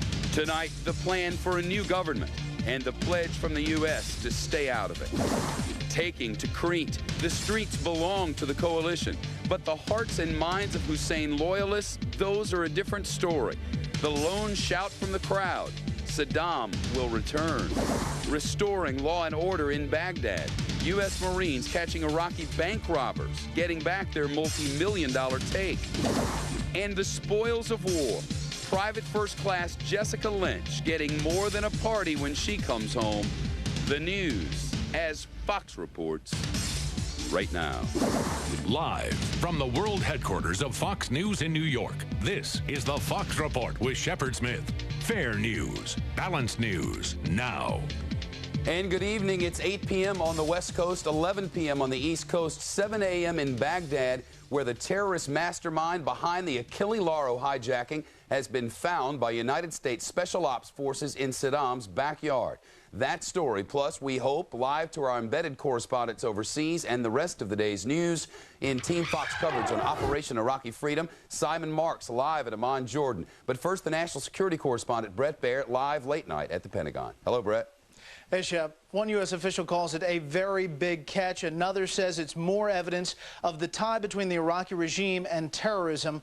Tonight, a terrorist who has been on the run for more than 17 years is in U.S. hands after a special operations raid south of Baghdad.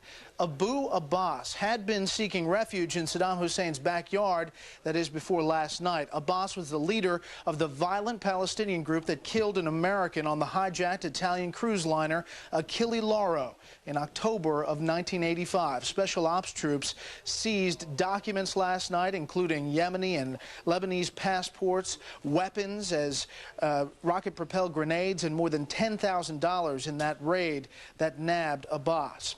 Also tonight, U.S. officials tell Fox intelligence reports indicate that several of the top 55 Iraqi leaders have now escaped into Syria, something the Syrian ambassador today strongly denied.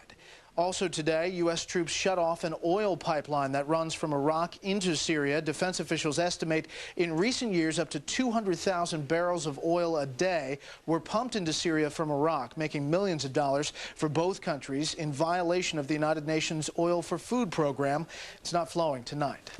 And whether that has completely stopped the flow of oil between Iraq and Syria, I cannot tell you. We do not have perfect knowledge. We do know that they were instructed to shut it down, and they have been told us that they have. In Baghdad, some buildings like the Information Ministry were on fire today. Some looting continues in the streets. But for the most part, commanders on the ground say peace is slowly returning to Iraq. The looting and destruction of the National Museum in Baghdad has brought out critics saying the U.S. did not do enough to protect Iraq's antiquities, a charge Defense Secretary Donald Rumsfeld took exception to today. To the extent it happens in a war zone, it's difficult to stop. The United States is concerned about the museum in Baghdad, and the President and Secretary of the State and I have all talked about it, and we are in the process of offering rewards for people who will bring things back. But to try to lay off the fact of that unfortunate activity on a defect in a war plan, it strikes me as a stretch. With the success of U.S. troops in Iraq, the number of follow-on forces now scheduled to come in is being scaled back. The Army's 1st Cavalry Regiment, more than 10,000 strong, out of Fort Hood, Texas, had deployment orders. Now they don't. The 1st Armored Division out of Germany is still going in, but now without its artillery. Defense officials say some U.S. ground forces in Iraq will be pulling out soon, while international forces will be filing in. A number of countries have now promised to send in stabilization forces. Those troops including Italian troops, now getting word from the Italian government that they are sending in police forces. And also tonight, senior defense officials tell us, Shep, that Defense Secretary Rumsfeld is planning a trip to Iraq, quote, very soon. Back to you. Do we know what he will be doing there and what that might mean? No details yet, but we hope to get some possibly tomorrow. We do know, Brett, that this meeting happened today or yesterday, Baghdad time, at our under our auspices, if you will. Do we know what was accomplished and how ready they are to start taking things over for themselves? Well, Shep, it's being described as the first step here, this meeting in Nasiriyah, representatives from a number of different groups inside Iraq to begin talking about the formation of an interim government. But it is in the very early stages. They're going to be meeting again in another 10 days. Officials say they saw some promising things, but obviously some groups chose not to attend, and they're going to be working on that. You know, Rick Leventhal works under the military's time frame now, not ours. He normally calls in at this hour, and I hope he's going to, and I'll ask him about this too. But last night, Brett, on one of the national, the big three networks, local, national newscasts, a reporter ended his report by saying, and the troops are forced to stand by and watch as the country burns. And I just wondered if that sort of thing is getting any reaction from there, and if that's anything close to the truth. Well, defense officials here say, listen, they were just as disturbed as anybody to see some of the fires that were set in Baghdad and other places, some of the looting that has gone on across the country. However, they believe from reports from commanders on the ground that that's beginning to come to an end. They think that things are starting to move on to that next phase. And as Iraqi police now step up, more than 2,000 of them back on the job in the city of Baghdad, as more of these international forces come in to start moving to that stabilization phase, they believe that those images are going to essentially start coming off of the screens because there just won't be as many of them. We have been seeing a lot of those images, and here at the Defense Department they say it's not really a true portrayal of what's happening on the ground in Iraq. It sounds as if, Brett, some other countries are willing now to come in and help out, and that we might end up with a very broad-based coalition here before this thing is all over with. Yeah, Defense Secretary Rumsfeld mentioned Poland today. We know Italy has stepped up. We can tell you that the UK is going to be bringing in military police to be doing some patrols on the ground. And, of course, the U.S. Army will have their own MPs on the ground. We told you about the 1st Cav not getting deployment orders. Some elements will be moving forward to, again, provide stabilization. All right, good stuff. Brett Baird, the Pentagon, we'll get back to him for breaking developments. Brett, thanks very much. So what do you do about Syria? Is that rogue nation, as the White House is now calling it, really harboring members of Saddam's regime and his family, for that matter? The U.S. turning up the heat as some other Gulf nations take notice. Our Team Fox coverage continues. Simon Marks live at our newsroom in Amman, Jordan. Simon? Hey, Shep, the U.S. turning up the heat, and in this part of the world, that worries many governments that say that after ousting President Saddam Hussein from power in Iraq, they are worried that the United States may have Syria and perhaps even Iran on its radar screen. The message today from the United States government to the government of President Bashar al-Assad in Damascus: we are shutting you down. We are turning off that pipeline that was illegally funneling oil from Iraq to world markets via Syria. It's been known for years that President Saddam Hussein was smuggling oil through a number of different routes in direct contravention of United Nations sanctions. That pipeline between Iraq and Syria was certainly making Syria good money and was one of the reasons relations between the two countries had improved so much in the past couple of years. Of course, Damascus is also being warned by the United States about weapons of mass destruction. Before the war began, the U.S. feared that Syria was acting as a repository for Iraqi WMD. Tuesday, the Syrian government refuted allegations that it is developing its own stockpile of chemical and biological agents. It's complaining that Israel should now be the focus of U.S. attention, but it's getting lonely out there for the Syrian government. And finally, Syria in the crosshairs, of course, because of continued fears that it is offering sanctuary to Iraqi leaders, perhaps even including Saddam Hussein himself. The Syrians deny it vigorously, but Saddam's half-brother was arrested over the weekend a mere 15 miles from the Syrian border.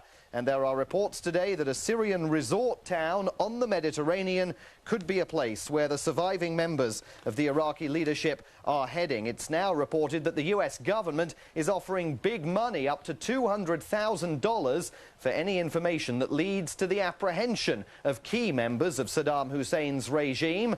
Meantime, 6 Gulf states got together today and issued a statement saying that they are very concerned that the United States could soon be threatening Syria. They want Washington to ratchet down the rhetoric, and they say that having ousted Saddam Hussein from power in Iraq, it's now time for U.S. forces to leave the country. Shep? Live this Wednesday morning in Amman, Jordan, Simon Marks, thank you. Rebuilding a nation now. The work is underway inside Iraq, the first talks on the country's future.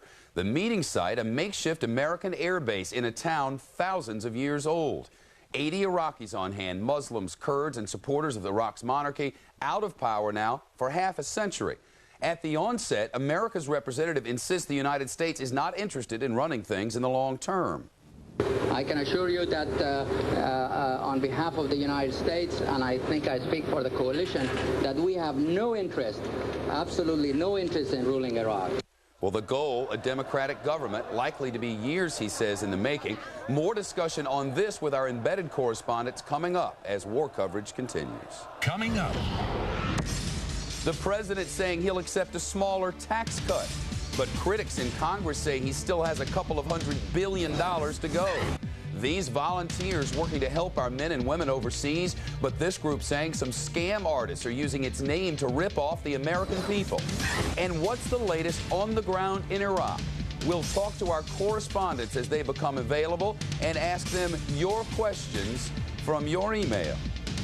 From the news capital of the world, live to homes around the globe, this is your news, fair and balanced. This is Primetime News on the West Coast, a late-night alternative to local news in the East.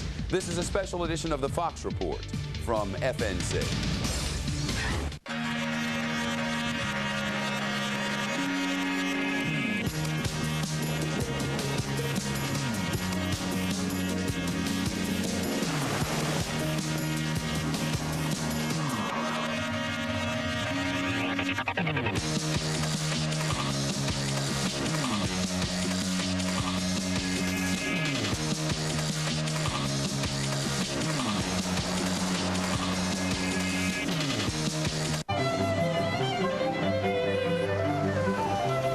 It was not my dream to realize this day. The day a father watched his daughter start at Juilliard.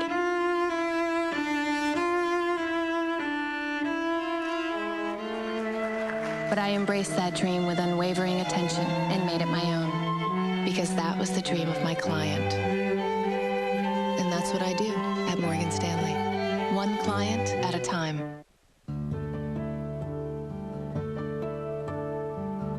There comes a time to call it a day.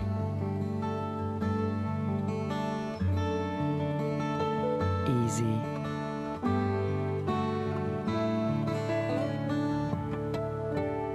Finally. A serious faucet. Growy? Growy. Come on, Dad! You can do it! Faster, Dad! Keep going, Dad!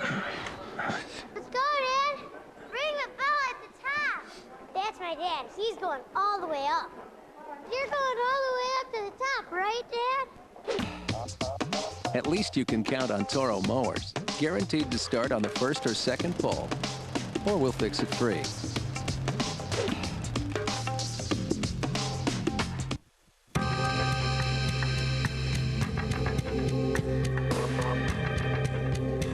Updating Greta's last story, now all signs point to a major and deflating discovery. An infant found on the waterfront, the umbilical cord still attached. Then the next day, a woman said to be wearing maternity clothes seen dead on the waterfront. Both found not far from the spot where Laci Peterson's husband says he went fishing on the day his pregnant wife disappeared. Tonight, a news conference and word that it could be a coincidence. Now we wait for DNA testing. A Fox Report now from Dan Springer, live tonight in Modesto, California. Dan? Yeah, Shep, in the earlier news conference today, the coroner's office was saying that they still do not have a positive link between the adult body found yesterday and Laci Peterson, but all the evidence is mounting and it's all pointing in one direction. In fact, so much so that if it turns out that it's not Laci Peterson and her unborn child, it really would be a shock. In fact, the police were asked at a news conference a few hours ago if there is any evidence pointing in any other direction to anybody else possibly belonging to this body, and the police in one word answered it, no. So you can see that it's all moving in one direction. The female body was discovered yesterday. Within a few hours, Modesto police had a team of investigators working the Peterson case at the Bayside location. The body was badly decomposed, reportedly missing limbs and the head. Matching DNA will apparently be the only way to make a positive identification, and that could take anywhere from a few days to several weeks. While the coroner tries to make a link between the baby found Sunday and the woman's body found yesterday, they're also investigating cause of death and other key details to any criminal case. From this person, we hope to get a better idea of how long the body may have been in the water. Laci disappeared Christmas Eve. She was 8 months pregnant. Her husband, Scott Peterson, says he was fishing near the Berkeley Marina that day. Well, the bodies both washed up just a few miles from the Berkeley Marina. Laci's family, through a spokesperson, seems resigned to this being Laci and what would have been her first child. If this turns out to be Laci, we want the animal responsible for this heinous act to pay. We will do all we can to pursue justice for Laci Ann Conner. Modesto police were asked tonight, where is Scott Peterson? The spokesman for the department says he didn't know, but if he did, he wouldn't say. Scott has never been named as a suspect. He has also never been ruled out as a possible suspect. And Shep, as you know, investigators always want to rule out the people closest to those who disappear. They've never been able to do that. The cloud of suspicion has followed Scott Peterson almost from day one. There was a report shortly after she disappeared of him having an affair and also some things that he has done that has raised suspicions. And so the police being very tight-lipped about his whereabouts, saying that they would not indicate where he is if they did know. You got to believe that they know where he is and that they are in contact with him throughout these developments. Shep? Dan Springer live for us tonight in Modesto. A new plan for finding weapons of mass destruction. A new path to take toward the killers which the White House says it knows Saddam had. Tonight, the details in an update from U.S. Central Command. The world's largest airline saying 3 labor unions needed to agree to pay cuts to keep the carrier out of bankruptcy. 2 went along. 1 did not. Tonight, questions about the future of American Airlines. And it's tax day. If you haven't filed just yet, you're almost out of time. And on this day, the president announces he's willing to accept a smaller tax cut idea. But Congress may not be willing to come along. Those stories and our embedded reporters as available coming up, plus breaking news on China, Korea, and nukes just in. A live report up next. Tomorrow, Bush's blueprint for tax cuts. Can his plan help stimulate a sluggish economy, the job market, the street? It's the politics of business on Your World with Neil Cavuto. Change that to 6. I'm happy to meet him. Get Preeb on a plane today, okay? I need him here. I'll take the meeting, just keep it short. Well, just as long as I'm out by 7. Hang on a second. Thomas, did we get a new car? Oh, no, sir. Your car is in for service. This is my car. Surprise yourself with the simple elegance of the Ford Taurus. If you haven't looked at Ford lately, look again. Lucy! I'm home! Yoo-hoo! I'm home! Welcome home, Helen! Alice! Ricky! Wilma! I'm home! I'm home! I'm home! I'm home! I'm home! I'm home! Home. There's no place like it. For 100 years, people have been coming home to Andersen Windows. Hello, my darling sweetheart face. Long live the home. Andersen Windows. I'd like to start getting home delivery of the New York Times. Now you can get the New York Times delivered to your home for 50% off the regular price for 8 full weeks. The New York Times brings the world into our house every day. It's not just that they cover the news so well. It's the way they surround a story, giving me so many different ways to understand what's going on. Call 1-800-459-3226 today to start getting the New York Times delivered to your home. You'll receive the Times every single day for just $5.75 a week.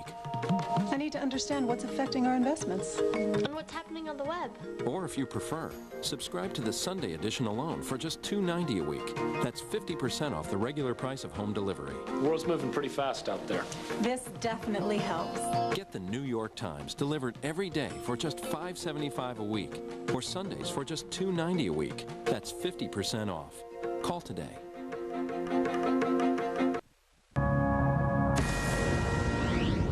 It's 20 minutes past the hour with breaking news now on Fox News Channel, and this just into us.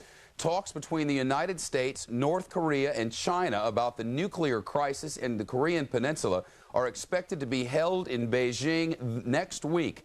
That from South Korea's news agency and reports from Washington. The news agency quoting unnamed authoritative diplomatic sources saying the three-way country meeting is a compromise with the U.S. in their desire to have talks with the communist North Korea's insistence on direct bilateral talks with the United States. So a meeting next week, China, North Korea, and the U.S.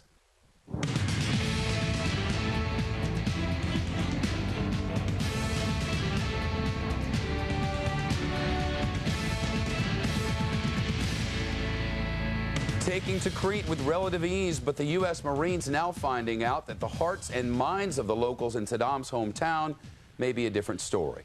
Let's get a late-night Fox report now from Chris Klein, live this Wednesday morning into Crete.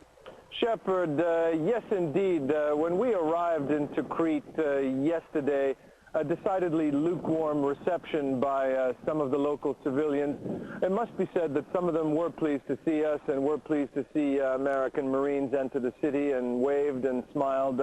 There were others, though, that gave us decidedly hostile looks, and even some others that used some choice curse words in broken English. Mind you, a lot of the population of this city, like most of the garrison of this city, Iraqi garrison, isn't even here, and really melted away before the arrival of these Marines from the 1st Division, and specifically these Marines from the 1st Light Armored Reconnaissance Regiment of the 1st Marine Division.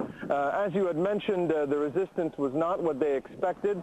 However, it should be qualified where they did encounter resistance, that it was quite dogged, apparently from irregulars and remnants of Special Republican Guard units, as well as apparently a relatively large number of jihadists, so-called jihadists, Muslim volunteers from Jordan and Syria that came here to defend what ultimately was clearly a doomed regime.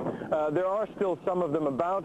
We understand that there are isolated pockets of resistance throughout the city, and indeed the direction that we came from into the city from the north via Kurdistan is still not secure. You might recall that 2 days ago, no less than about 6 teams of journalists trying to enter the city from that route were fired upon and took casualties, and indeed one team of reporters is apparently missing and may have been taken by Fedayeen. Of course, right now, as I speak, you can see behind me the facade of one of the buildings in this enormous palace complex, one of the 2 palace complexes here in Tikrit, in Saddam's ancestral home ground, in his Ba'athist and tribal stronghold, but nothing could be a more fitting symbol of the collapse of his regime that I am surrounded by heavily armed and confident Marines.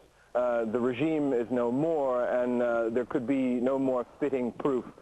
We understand also that there are special forces elements operating here who we believe are likely targeting some of those remaining diehard resistors. We've also seen overnight a clear Marine presence in the air, as well as Huey helicopters and Cobra gunships patrol the city in coordination with Marine patrols on the ground. And to be sure, the city is indeed clearly in Marine hands. Shepard. Chris Klein live tonight from the rocky northern town of Tikrit. Now, the clock is ticking. Less than 30 minutes to mail your returns here on the East Coast. On the West Coast, only 2.5 hours or so. The IRS saying 1 in 4 taxpayers puts it off until the last few days. So there were plenty of long lines at post offices across the nation.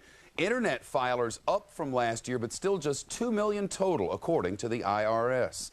A Philadelphia mother attending a candlelight vigil for her missing 2-year-old son when she learned he'd been found.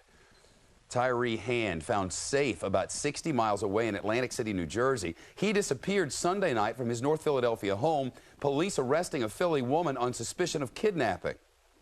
Did she take you on a bus? Okay, yeah. And were you scared? Were you crying? That's the question of the day, isn't it? Atlantic City cops saying they found the suspect and the boy sleeping in a hotel lobby and took them to a shelter.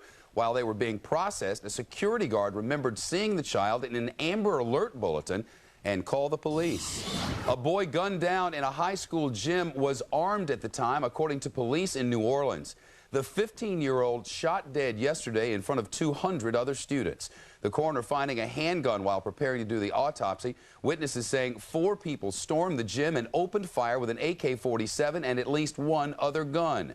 The shooting wounded 3 other students. Now we know, this just into Fox News Channel, that police have 8 suspects in the case and 7 of them are in police custody tonight. The former Klansman and U.S. Senate candidate David Duke is now in a federal prison. Today he started a 15-month prison sentence in Texas for mail and tax fraud. The feds say Duke created or cheated on his income taxes and schemed supporters out of hundreds of thousands of dollars using cash to gamble. Duke denies ripping off his backers. He says he intends to be a model prisoner. While we wait for our embedded reporters to log in from Iraq, time for a quick trip across America. Missouri, an early start to the wildfire season, and it's being blamed on unseasonably warm and dry weather across the Midwest. This fire in the St. Louis suburbs burning about 30 acres and threatening several homes as well as an apartment complex. Brush fires also causing problems in North Dakota, Iowa, and Wisconsin. Virginia, 2 teenagers rescued after spending a long, cold night on a deserted island in the Appomattox River. Their raft capsizing while drifting downstream, both teens reportedly doing fine. New Jersey, a pilot crashing his small plane on a golf course near Robbinsville and walking away with only minor injuries. The single-engine Mini-Max is an experimental craft bought in a kit and assembled. This one's history. Virginia, the USS Boise and its crew of 138 sailors now home from the war in Iraq. The fast attack sub is the first one based at Norfolk to return. The Boise spent its deployment in the Mediterranean and Red Seas, launching Tomahawk cruise missiles. The sailors seeing their families for the first time in 2 months as part of a Fox Watch across America. The SARS epidemic far from under control, killing 9 people in Hong Kong and claiming its youngest victim in the process. Protecting Iraq's oil for the Iraqi people. That was a major goal going into the war, and the mission continues even with Saddam out of power. And everyday Americans working to support the troops. Their efforts being hurt, they say, by people looking to make money the dishonest way. All of that on a late-night live edition West Coast Prime of The Fox Report. You're watching The Fox Report with Shepard Smith on the network America trusts. More faith.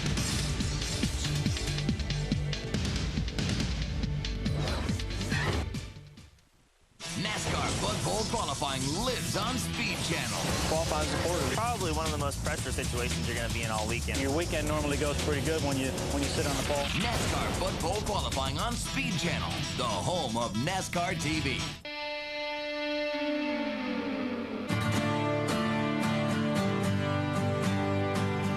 A shift can change a person,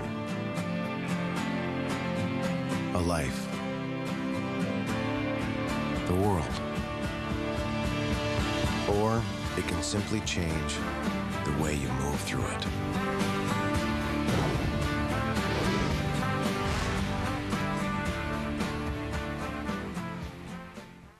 Watch my dark circles, puffiness, and wrinkles disappear instantly. Sudden Change Under Eye does it. It's guaranteed to give you these results instantly. Sudden Change Under Eye Lift.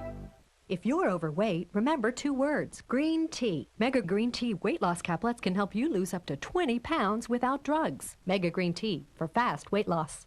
Suffer with scars from surgery and other causes? Then you need ScarZone, the scar diminishing cream to help fade away scars. Your scars need ScarZone. I leave work at 7, start my trip home, and that's when I make my call to my son. It gives me some dad time that much sooner. It's like being home with him before I actually get home.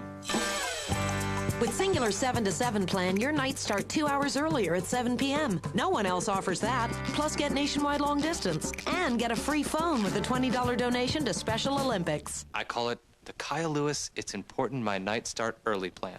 Come into Singular now to find the plan that fits you best. Emerging science suggests that lycopene is one of the ingredients in tomatoes that may help reduce the risk of heart disease. Now Centrum and Centrum Silver have lycopene, another reason to take your Centrum. New Centrum with lycopene, now more complete from A to zinc.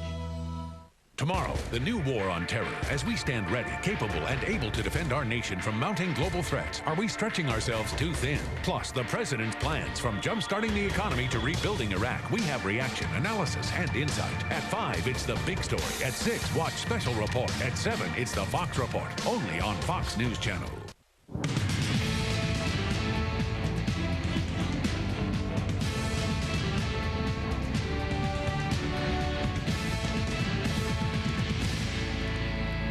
It's 8:30 on the West Coast, 11:30 on the East Coast, 7:30 a.m. in Baghdad, where many are now asking, did Saddam Hussein and some of his regime get away to Syria? And if so, will Syria cooperate in getting them back?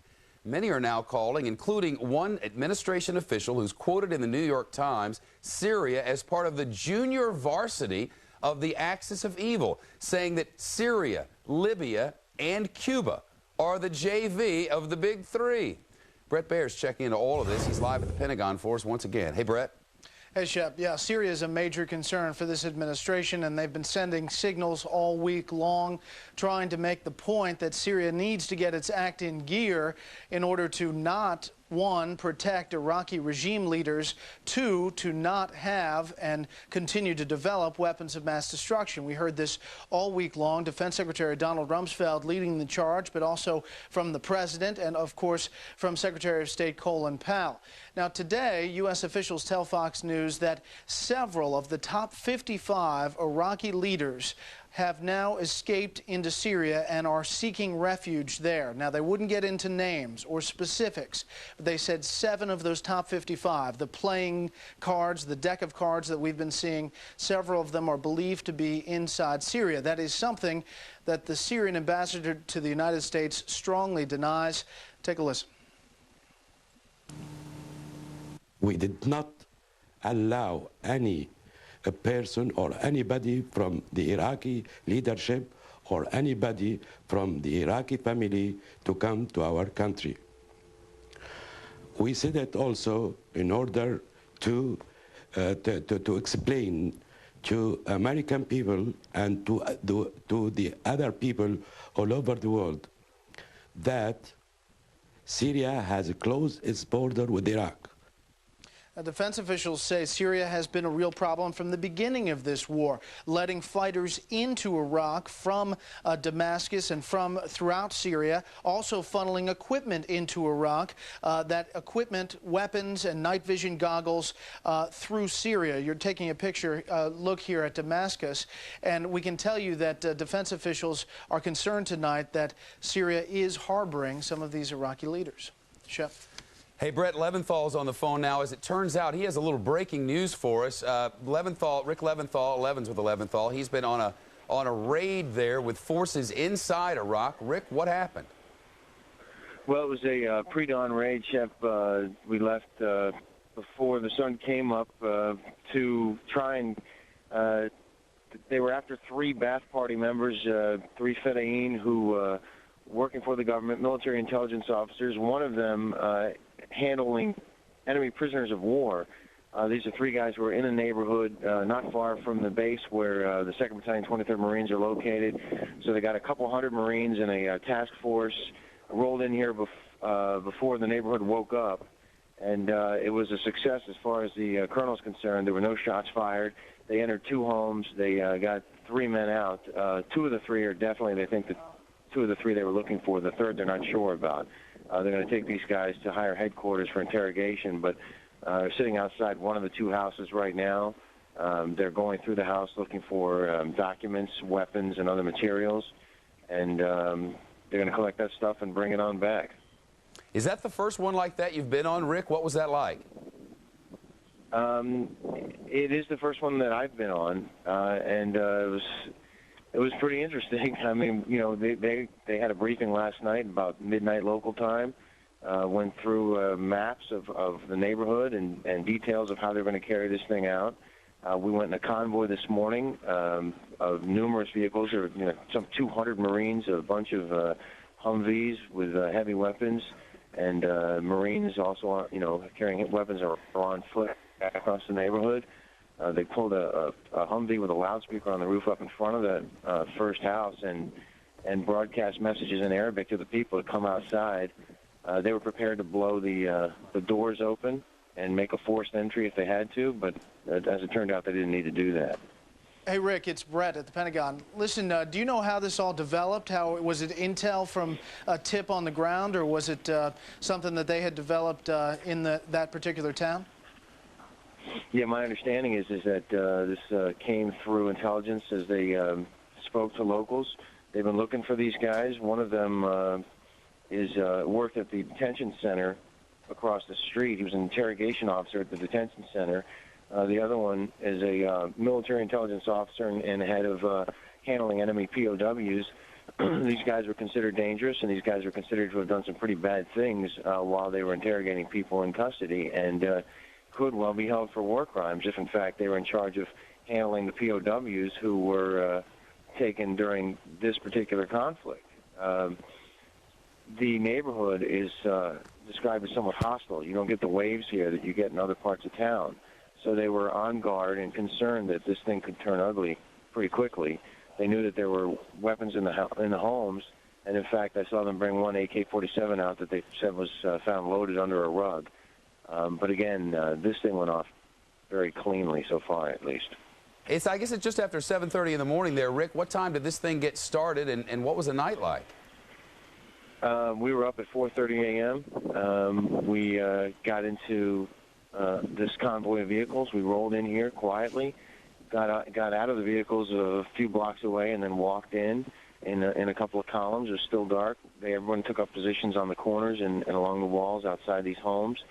It's a very densely packed neighborhood with single and two-story houses, many of them connected, and they all have walls out front with gates. So, you have a street, a sidewalk, and a wall, and then the homes behind the walls. And the Marines lined the walls. They took positions on the corners, waited for it to get light out, somewhat light out, and then began broadcasting those messages. They told us it was going to be down to the nitty-gritty kind of stuff here pretty quick, Rick, and it sounds like we've gotten to it. This thing could be really tedious over time. Yeah, and they keep finding stuff, not just looking for people like these guys, but they keep finding weapons caches, and they have 56. They say 56 weapons caches they've identified this zone alone, and this is just one small section of Baghdad, and the gunfire continues. We heard a lot of gunfire last night. Every night when we go to sleep, or just as the sun's going down, the gunfire begins, and it's sporadic but repetitive. It goes on and on throughout the night. 56 weapons caches in that zone. I don't know about this zone thing. I mean, are there a lot of zones within Baghdad, and how many weapons are you talking about? Any clue? Well, I've seen several of the weapons caches, and we're talking about schoolhouses with numerous classrooms filled floor to ceiling with RPGs and the rocket-propelled grenades and mortars and tank shells and large shells for the heavy caliber weapons. And one school had tractor trailers parked out back filled with more of the same. And that's one of the 56. So there's just a tremendous amount of munitions. They're blowing the stuff up on the hour, sometimes on the half hour, but there's just so much of it, and some of it, there's too much of it to blow up. Hey, Rick, people here at the Pentagon are telling us that this is how it's going to go down, that they're going to get scraps of intelligence, they're going to follow it up, they're going to try to get these regime leaders and hopefully eventually get weapons of mass destruction. What I'm interested in is what happens to the documents. You know, you've reported that they've found tons and tons of documents. Well, that's a lot of stuff to go through, and obviously Marines are not sifting all through it. Does an intelligence team come in? What goes down? Much of this will be taken, what I'm told is that the documents are taken to higher headquarters, that there are intelligence officers who will look at it, not necessarily Marines, could be Army. The intelligence officer with the battalion is inside the house right now. In fact, he just came walking out with a briefcase and what looks like a pistol holster. They gather what they can from these people, and they have other experts who look at it and try to determine what they've got. I mean, that other site that we were at earlier in the week, the Iraqi Ministry of Intelligence, they found a bunker down below that was just crammed full of personnel files, just stacks and stacks and stacks, potentially thousands of people's personnel files, and all of that could be evidence linking the regime to crimes against people. So it has to be looked at. But it's going to be a huge job. And did those guys put up a fight? You said there weren't any shots fired, but was it they just came in? They surrendered quickly? It took a while for them to respond to the messages, and it took a while for someone to come out and get a gate open. But there was talk going between the fence, between the Marine and family members. I was told that they didn't put up resistance, but they definitely had attitude. Hey, Rick, is this just the first of many projects today, or what's ahead for your bunch? Well, they're doing a number of things today. Not all this serious. They have some meet and greets planned in the community, and they also hope to try and trade some food for weapons. Believe it or not, at some point they're going to offer meals if people will turn in their weapons. I don't know how well that'll go, but you know, they're also going on more security-type missions, more urban patrols, and continuing to hunt down these weapons. A lot of this, you know, is coming from intelligence sources, as the intelligence officer just carries out what appears to be a large knapsack filled with potentially documents, or maybe military uniforms of some sort. It looks like a military-style bag. He's got a CD-ROM in his hand, and he's now trying to open the briefcase in front of me. Okay, well, here's what we'll do. Rick Leventhal is obviously standing outside what is a very active scene inside Baghdad. We'll get back to Rick to find out what they're discovering in there and whether any of this paperwork and the rest. Plus, the lighter side of things, you heard that the folks got packages, right? Well, we're going to have Rick show them to you in this tape piece that he did earlier, and we'll talk about that. Where is Rick? Well, we'll try to get him up on the video phone at some point. And where in the world is Greg Kelly? I've gotten your emails. We'll talk about that coming up, too, in just a moment on this special edition of the Fox Report.